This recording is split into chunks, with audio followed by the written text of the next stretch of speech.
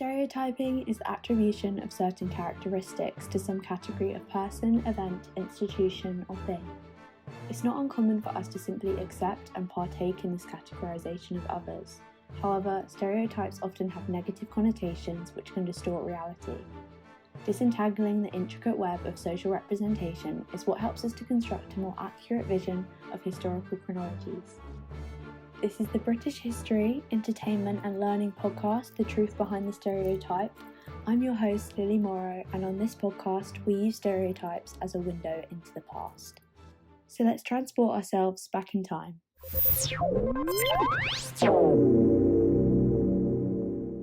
Hello and welcome back to episode 2 of the podcast. Last week we discussed the widow in medieval England, who was stereotyped as a figure of ridicule, whom was highly courted as a ladder of ambition for younger men. However, we explored the reality in which widows didn't always remarry, and when they did, it was rarely with someone younger than themselves. So we uncovered the truth behind a stereotype which categorised husbandless women as ludicrous figures, to be a product of patriarchy in Tudor and Stuart England. This week we are transporting ourselves to the 19th century and exploring the stereotype which emerged of the agricultural labourer in the 19th century. As always, we have a number of illustrations of the figures we are going to be talking about over on our blog, so make sure to check that out whilst you listen. With that said, let's dissect the label, the Hodge. The Hodge was a term derived from a cross between hedge and clod, for the reason being a hedge was where he spent most of his time and a clod was interpreted as the substance on his boots but also in his brain. Historians have described this figure as unimaginative, ill-clothed, ill-educated, ill-paid, ignorant of all that is taking place beyond his own village, dissatisfied with his position, and yet without the energy or effort to improve it. Though the term dates back to the 18th century, it was most frequently used during the mid to latter 19th century about agricultural labourers in the South, due to the fact the wages in the South were much lower and the social separation of the lower class to others was much larger. Ultimately, it was a prejudiced and belittling term to typecast labourers in rural areas as ignorant and behind the times. The Hodge stereotype was employed in many publications of the 19th century. For example, the Lincolnshire Echo, a newspaper which catered to readers in the city of Lincoln, described the visitors from rural areas to stand out distastefully.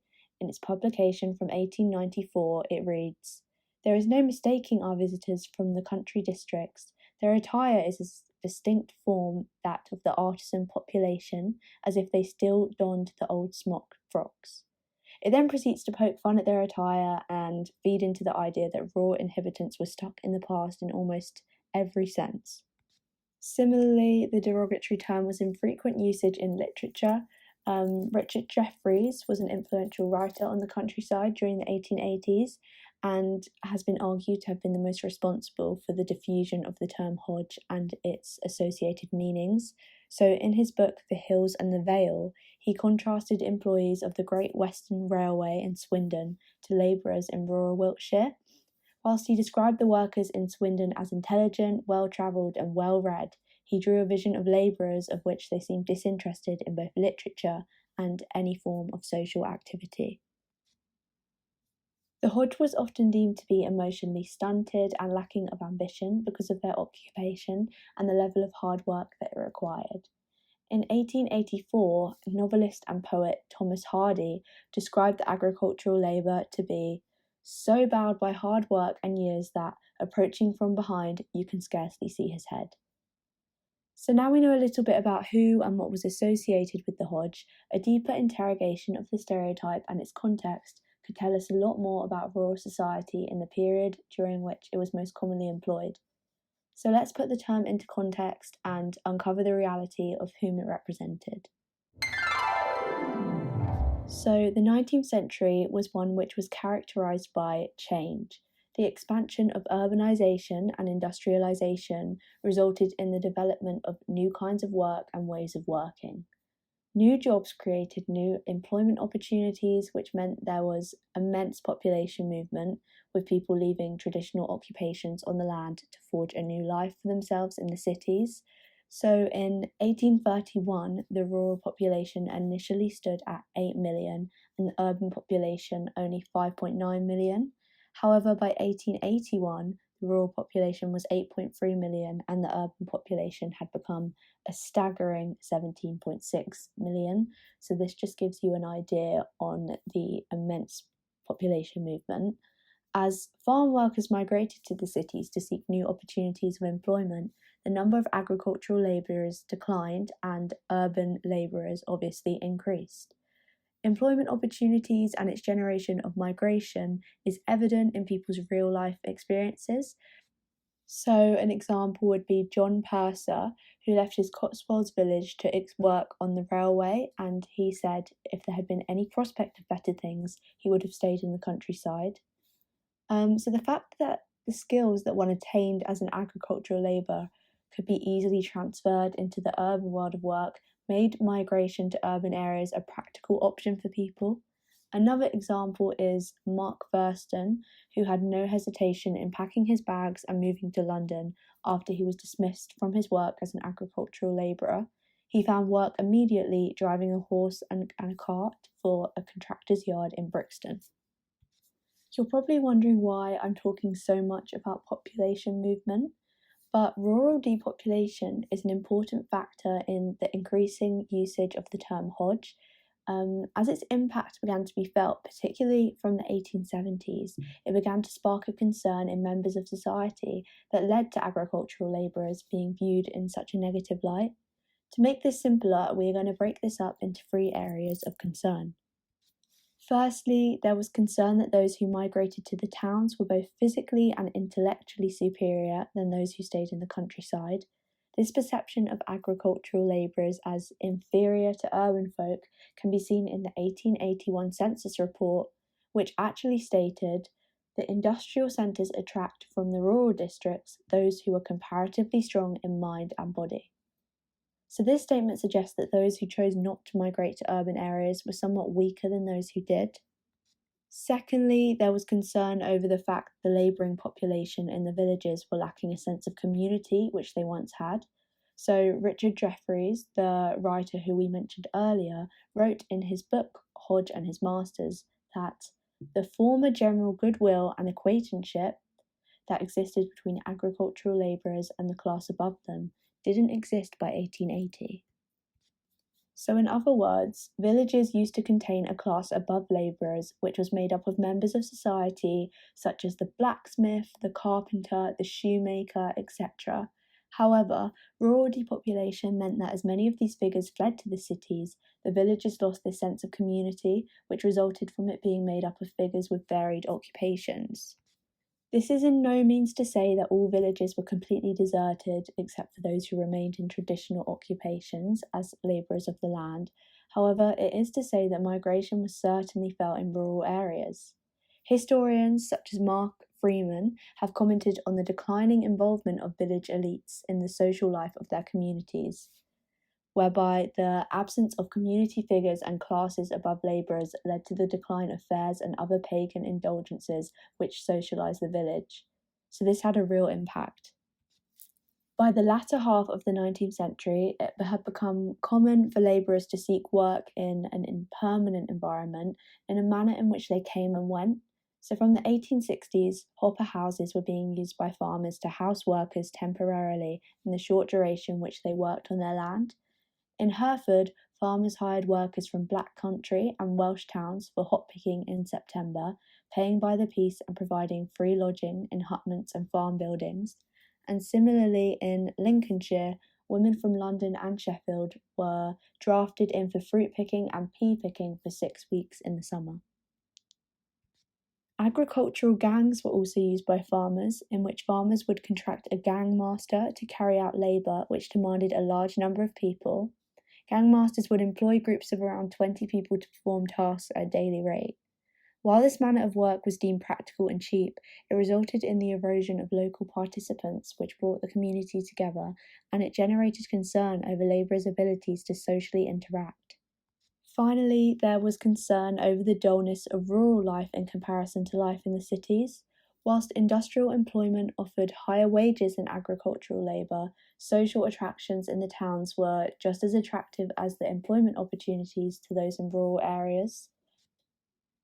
The markets, the music halls, and the fast paced nature in the towns heavily contrasted the lack of sociality in the villages. So, with this in mind, it makes sense that rural depopulation was constructing a vision in which those in the countryside were falling behind, since the minds of the urban population were quickened by wider opportunities for social interaction and intellectual advancements with their new jobs. Concern over the negative impact of rural depopulation on those who remained in rural areas led to agricultural labourers, who were the very symbols of the countryside, being associated with attributes of the Hodge. And let us remind ourselves the Hodge was unimaginative, ill clothed, ill educated, ill paid, ignorant of all that is taking place beyond his own village, dissatisfied with his position, and yet without energy or the effort to improve it. Bearing in mind the factuality of what was going on at the time, with massive population movement and people leaving agricultural work behind for industrial work, there is no denying that those who remained in their traditional roles on the land were not negatively impacted. We have seen that in the villages there was a decreasing sense of community and a contrast to the way which things were in the towns, which grew only as the 19th century progressed. And whilst this provides the means for why a stereotype emerged about agricultural labourers, it doesn't mean that it was either fair or accurate to categorise them all in this manner, and there's evidence to suggest that this stereotype was actually not the case. So, the National Agricultural Labourers Union was formed in 1872 by agricultural labourers to campaign for wage increases, considering the low wages of labourers in comparison to the wages in urban areas.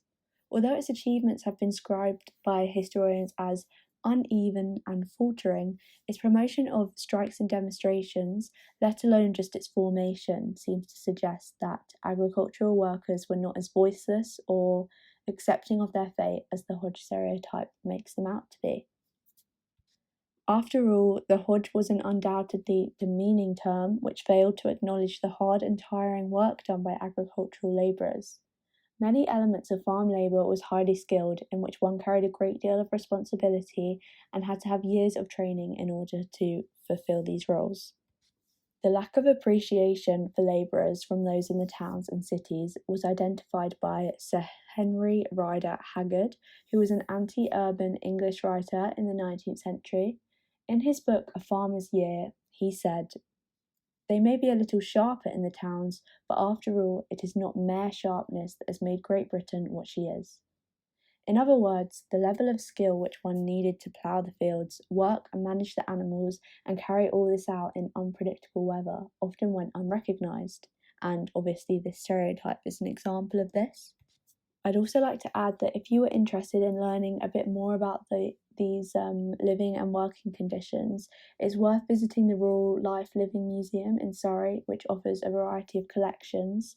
So it's got the plough gallery, where it's possible to see the types of equipment which was used to prepare for soil, planting, and early wooden ploughs from different regions within the southeast. You are also able to see a shepherd's hut equipped with a wood stove, as well as other essential equipment such as hooks and shepherd crooks. And I think this just really gets across how challenging and tiring this level of labour actually was. Anyway, based on the evidence for change caused by the population movement and migration to the cities, a lack of appreciation for agricultural labourers was a reflection of the cultural differences between those in rural and urban areas. There's no denying that the well-paid and highly educated townsmen were working and living very differently to the agricultural labourer. More interestingly, another way we can view the Hodge and the cultural differences which it stemmed from, and the way I personally view it, is as a difference between the classes. So after all, farmers weren't as passive as the Hodge stereotype makes them out to be, which suggests it was used politically to prevent union advancements in wage increases and to keep the lower class, who were largely from rural areas, uneducated and powerless.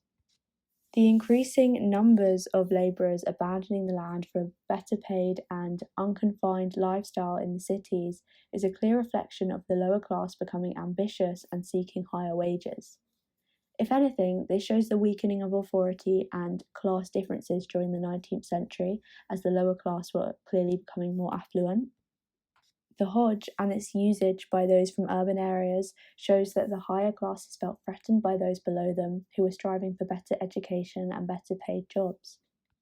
The towns were becoming affluent and crowded, whilst rural areas were lacking the community and economy they once had. Since so many people were moving to the towns due to a wide range of opportunities, there was also a great deal of change going on in terms of class dynamics. Class-based anxieties fueled the usage of the term Hodge stereotype and belittled labourers in rural areas in order to keep them as a powerless sector of society. In consideration of this, the Hodge stereotype fails to acknowledge the hardship which was faced by agricultural labourers or even contextualise their problems within the larger structures of society. So, what can a deeper interrogation of the Hodge tell us about the past? To summarise, its usage is revealing of the fears which industrialisation and urbanisation generated. These fears range from concern that those who migrated to the towns were both physically and intellectually superior than those who stayed in the countryside, concern the labouring population were lacking a sense of community and social interaction as a result of population movement and new ways of working, concern over the dullness of rural life in comparison to life in the cities, and most importantly, concern by the upper class that the lower class were becoming more knowledgeable and financially powerful. So, this stereotype gives us an insight into the change which consumed the 19th century. The stereotype was the product of a changing industrial and social landscape in which urban culture was replacing rural culture in popular culture, and agricultural labourers were clearly suffering the consequences by this stereotype and the negative attributes that were associated with it. So that's pretty much a wrap on the Hodge, a figure who was deeply misunderstood by its urban contemporaries. But just before we end off, I thought that it's also worth touching on what happened to this stereotype and whether it continued to be used. So, as the countryside continued to change due to agricultural depression, urban encroachment, and rural displacement of people and craft, people began to view the Hodge a lot differently. So the urban population began to look back towards the villages through a nostalgic lens, which really romanticised rural life, even though we know for a fact ourselves it was not a perfect reality. So this is evident in the literature of the time. One example, which you actually might be fairly familiar with, is Flora Thompson's novel Lark Rise. So this was a semi-autobiographical account of her time growing up in the 1880s in a rural Oxfordshire hamlet amongst poverty, and she employed childhood sentimentalism to describe rural life. So this is just one example of that. But a nostalgic and romanticised vision of rural life meant that agricultural labour became generally a lot more respected, and the negative attributes associated with the label began to fade as people started to value the labourers and their willingness to stay in rural England, considering them staying really counterbalanced the changing industrial and social landscape. But anyway, that timeline is for a whole other time. So thanks so much for listening in to this episode of The Truth Behind the Stereotype. We hope you join us for our next episode where we will be discussing how the Irish immigrant was stereotyped as Paddy during the famine years and what this can tell us about the past. Thanks so much for listening, and we'll see you next week.